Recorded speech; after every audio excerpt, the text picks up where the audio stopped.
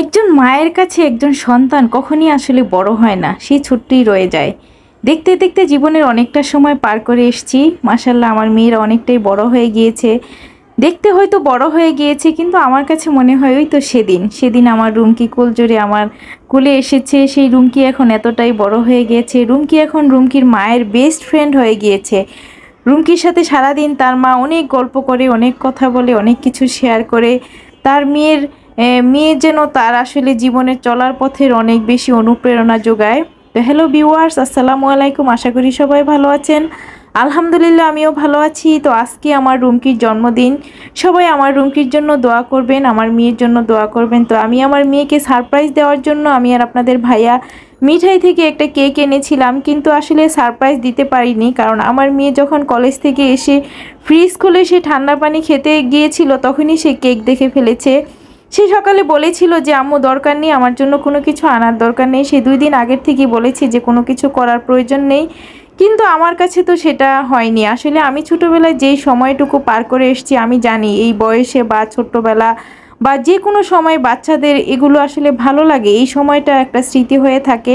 আমি যেটা উপভোগ করতে পারিনি, আমার জীবনের যে শখগুলো, ছোট ছোট শখগুলো পূরণ করতে পারিনি, আমি চাই যে আমার বাচ্চাদের কোনো শখ যেন অপূর্ণ না থাকে। আমার সাধ্যমতো আমি বাচ্চাদের ইনশাল্লাহ সব কিছু পূরণ করে থাকি, সব কিছু পূরণ করি। আল্লাহ অনেক কিছু দেয়নি, কিন্তু যেটুকু দিয়েছে আলহামদুলিল্লাহ, এটুকুর মধ্যে আমি আমার সুখ খুঁজে নেই। তো আজকে আমার মেয়ের সেই জন্মদিন উপলক্ষে একটা কেক কাটলাম, সবার সাথে শেয়ার করলাম। সবাই আমার মেয়েদের জন্য দোয়া করবেন। আমার মেয়েরা আসলে 8-10টা মেয়ের মতো নয়। আমি মা হিসেবে অনেক গর্ব করে বলতে পারি আলহামদুলিল্লাহ, আমার মেয়েদেরকে অনেক কিছু দিতে হয় না, অনেক কিছু করতে হয় না, একটুতেই তারা অনেক বেশি সন্তুষ্ট থাকে। তার এই জন্মদিন উপলক্ষে আমি আজকে 1 সপ্তাহ হয়ে তাকে বলছি যে চলো একটু মার্কেটে যাই, তোমার জন্য কিছু কেনাকাটা করব। বলে যে আম্মু বাহিরে অনেক গরম, তুমি অসুস্থ হয়ে যাবা, কিছু দরকার নাই। আমি কি এখনও ছোট্ট আছি নাকি? এখনও কি আমাকে কিছু দিতে হবে নাকি? কিন্তু আমার কাছে আসলে দিতে পারলে ভালো লাগে। আমি কেন যেন নিজের চাইতে নিজের বাচ্চাদেরকে বেশি দিতে ভালো লাগে। তাই বলে কি নিজে কিছু নেই না, না, নিজের শখটুকু পূরণ করার চেষ্টা করি, নিজে ভালো থাকতে। আমি জানি একটা বাচ্চার কাছে তার মা যখন ভালো থাকে, বাচ্চাদের মনও ভালো থাকে, বাচ্চারা অনেক আনন্দ পায়। কিন্তু সেক্ষেত্রে আমারটা পূরণ করেও আমি আমার বাচ্চাদের সবটুকু আনন্দ দেওয়ার জন্য চেষ্টা করি। আমার বাচ্চারা কিভাবে আনন্দ করবে, কিভাবে ভালো থাকবে।